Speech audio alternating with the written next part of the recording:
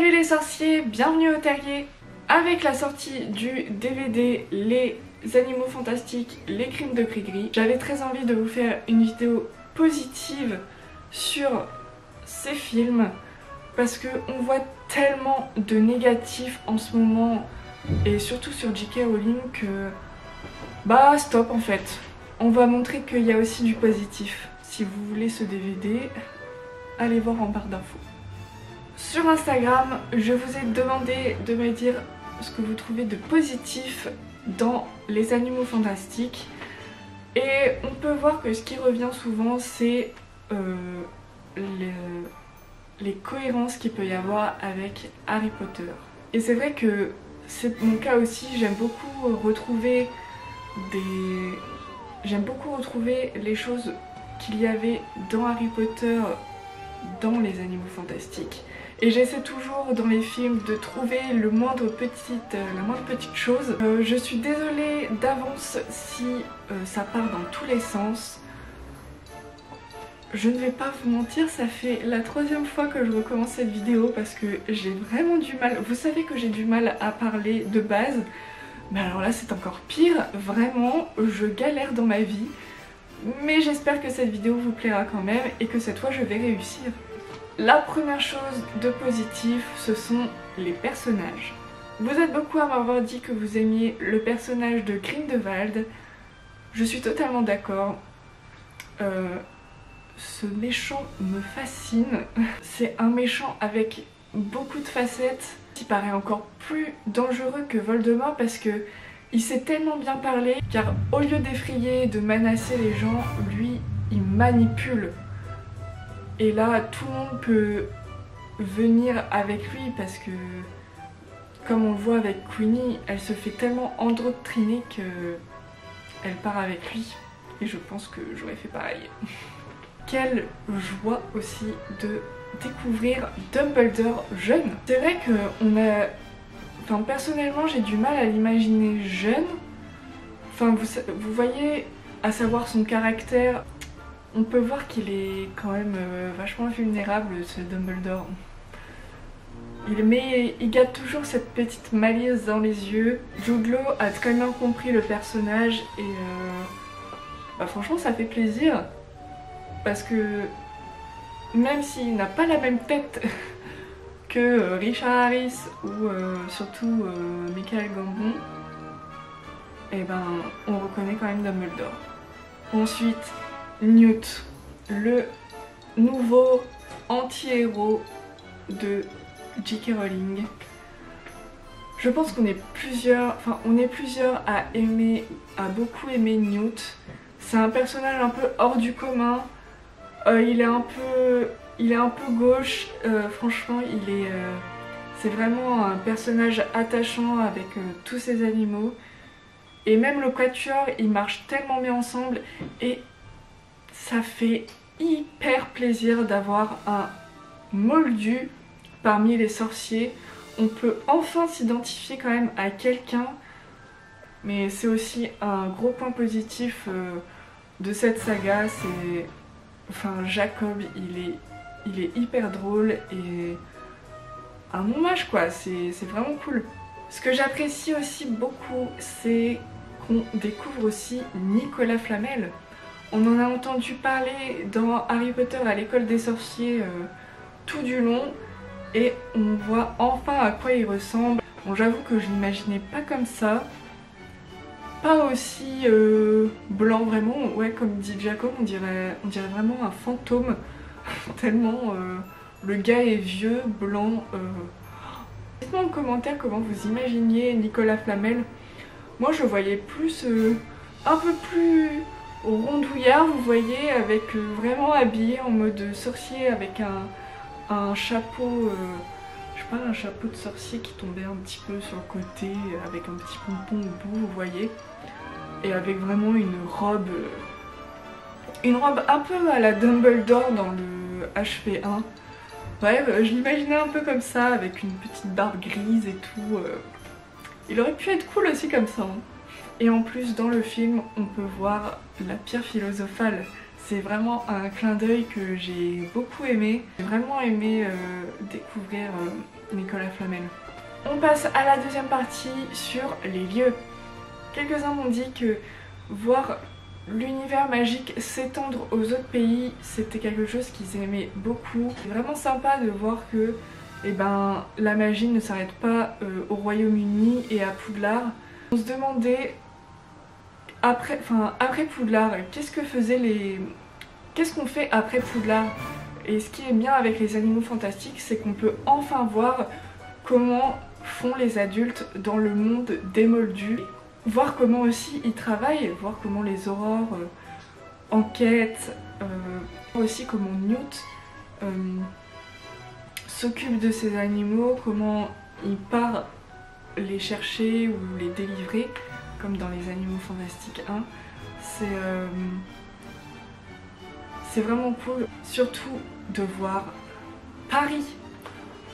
On voit comment étaient les sorciers à Paris, le Paris magique. Vraiment des scènes que j'ai appréciées dans le film, de pouvoir découvrir Paris magique. En plus, la place, je sais plus comment elle s'appelle, mais en tout cas la place où il y a le cirque. Bon, j'ai regardé les bonus, ils ont un peu essayé de refaire le chemin de traverse en version français.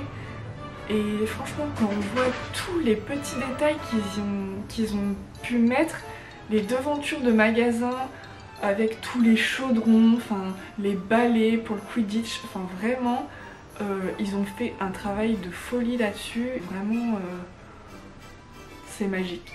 Dans les Animaux Fantastiques, les crimes de Grindelwald, on retrouve le ministère de la magie britannique.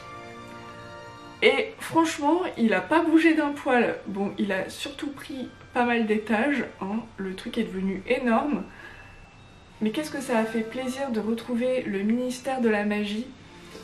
Franchement, ils ont bien respecté ce qu'il y avait dans Harry Potter. Dans Harry Potter, on apprend par Monsieur Weasley qu'ils ont arrêté d'avoir des hiboux parce qu'ils faisaient trop de saleté et que maintenant ils ont des petites notes volantes. Et dans les Animaux Fantastiques, qui se déroulent plusieurs années avant, on retrouve les hiboux. Et c'est vraiment un petit clin d'œil que j'ai beaucoup aimé. Dans les Animaux Fantastiques 2, on retrouve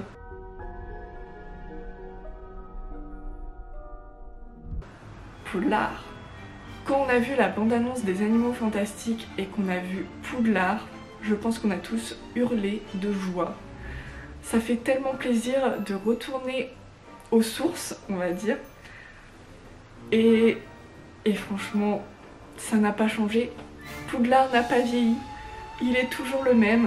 On retrouve en plus la salle de défense contre les forces du mal qu'on connaît bien. On voit aussi le terrain de Quidditch. Il y a beaucoup de choses hyper cool qu'on retrouve. Vous êtes énormément à m'avoir dit que ce que vous trouviez positif dans les Animaux Fantastiques, eh bien c'était les animaux. C'est vrai qu'on retrouve énormément d'animaux dans les AF1 et 2 que l'on connaissait déjà dans Harry Potter. Surtout dans le 2, la première chose qu'on voit c'est les sombrales. Bon, après par contre il faut avoir lu les livres pour connaître les beaux trucs et les nifleurs qu'on retrouve évidemment dans Harry Potter. Dans les AF2, on découvre maintenant d'autres animaux et c'est marrant parce que une personne a dit que c'était cool en fait, c'était bien de voir, que lui s'imaginait des animaux et finalement il ressemblait pas du tout à ce qu'on voit sur les images, mais que c'était quand même quelque chose de positif parce qu'il s'imaginait un truc totalement peut-être what the fuck, et que là les équipes des effets visuels ont quand même vachement géré sur les animaux parce qu'ils sont hyper bien faits. Franchement le zoo est vraiment je pense que c'est devenu un de mes animaux préférés après le beau truc. Et le nifleur aussi, parce que le nifleur est quand même archi cool. Les animaux c'est vraiment quelque chose qu'on a apprécié dans les Animaux Fantastiques. Et on ne peut pas parler de ces films sans mentionner la musique. Je pense qu'on est tous d'accord pour dire que James Newton Howard a fait un boulot fantastique sur les musiques. En plus, on retrouve l'ère de Harry Potter, hein, et c'est quelque chose qu'on aime. Hein. Vous êtes plusieurs aussi à avoir mentionné les musiques, et c'est vrai qu'elles sont magnifiques. Il faut aussi que l'on mentionne les costumes et les décors. Atwood, qui est la costumière des Animaux Fantastiques, a remporté l'Oscar des meilleurs costumes lors de la 89e cérémonie des Oscars en 2017. On est retourné à Poudlard dans les Crimes de Grindelwald. On découvre les robes de sorciers vintage. Et je les trouve tellement classe avec leurs petits trucs là, je sais même pas comment ça s'appelle, mais ça tient du coup les petits fermoirs quoi. Franchement, elles sont vraiment belles les robes. Bon, non, je ne dirais pas de négatif dans cette vidéo. On aime les robes. Et bon, c'est vrai que beaucoup n'ont pas apprécié le costume de Dumbledore, mais moi je trouve que ça lui va vachement bien. Enfin, on sait que Dumbledore, apparemment il aimait bien s'habiller et tout, il était quand même... on voit que c'est un homme de goût, et le voir dans son petit costume 3 pièces là, un peu dandy et tout, franchement ça lui va hyper bien. Et en fait j'aime bien voir que les sorciers peuvent être dans le monde réel. Enfin, voilà, ça donne une dimension encore plus réelle au monde de J.K. Rowling. C'est vraiment un truc que j'apprécie beaucoup. Je le disais juste avant. Pareil, Grindelwald, hyper classe dans son costume 3 pièces, avec en plus son petit pacte de sang là, bien rangé dans la petite poche. Ah, tellement classe, j'adore. Tina, surtout dans le... Enfin, je préfère vachement plus son costume dans le 2 que dans le 1. Bon, en même temps, elle est redevenue Aurore et elle a l'air beaucoup plus sûre d'elle. Et ça lui va tellement bien là, cette longue veste hyper...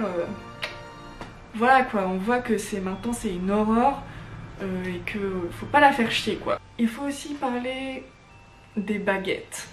Contrairement à la saga Harry Potter où la baguette ça sert juste à jeter des sorts, dans les AF ils ont donné une dimension aux baguettes que je trouve mais hyper stylée. J'aime beaucoup toute la scène où Newt recherche Tina, réalise le sort pour retrouver les traces de Tina et vraiment, enfin on voit il souffle dans sa baguette. Ou alors, vous savez, quand il écoute avec sa baguette, elle devient comme un... Enfin, sa baguette prend une forme pour vraiment mieux entendre. Enfin, tous ces petits trucs-là, j'ai vraiment adoré. J'avais vraiment du coup que vous voyez que la baguette est un peu plus vivante. Enfin, la baguette choisit son sorcier. Et là, c'est vraiment devenu la prolongation du sorcier, quoi. Enfin, je sais pas comment l'expliquer, mais ouais, enfin, c'est plus seulement un bout de bois pour lancer des sorts. Il y a aussi beaucoup d'objets que l'on retrouve dans Harry Potter. Déjà les reliques de la mort. Dans les AF1, on peut voir là le petit collier vintage, un peu on dirait fait à la main de Graves. Comme je disais, la pierre philosophale. On a aussi le miroir du Z. On retrouve aussi des potions qu'il y avait dans Harry Potter, par exemple je pense surtout à la potion de mort vivante. Dans les AF1, elle sert pour tuer les sorciers. C'est là où Tina elle est assise sur la chaise. Et dans Harry Potter, c'est Harry dans Harry Potter et le prince de sang mêlé qui fabrique cette potion. Donc voilà, même si les deux sagas sont dans des époques totalement différentes, on aime se retrouver à la maison, comme on dit, retrouver ces petites choses qu'on aimait tant dans Harry Potter, retrouver ces petits clins d'œil à chaque fois dans les AF. En fait, ce qui est bien, c'est que La génération Harry Potter, entre guillemets, on a grandi avec Harry et là, maintenant qu'on est adulte, et ben on a les animaux fantastiques et enfin ça reste dans la continuité quoi. Enfin, c'est quelque chose que j'aime énormément, continuer dans le monde magique. Finalement, ouais, on en découvre tellement, enfin ça ne s'arrête pas au Royaume-Uni, c'est maintenant la magie est vraiment partout et c'est hyper bien de pouvoir voir comment les sorciers étaient dans les autres pays et à des époques différentes. Bon, écoutez les sorciers, c'est tout pour cette vidéo. Je ne sais pas ce que ça va donner clairement, j'espère quand même que ça vous aura plu. Dites-moi surtout en commentaire les choses positives que vous aimez dans les animaux fantastiques. C'était vraiment pas facile de faire cette vidéo, mais c'est quand même une chose qui me tenait à cœur. J'avais très envie de dire du positif de ces films. On se retrouve très vite dans une prochaine vidéo. Ciao!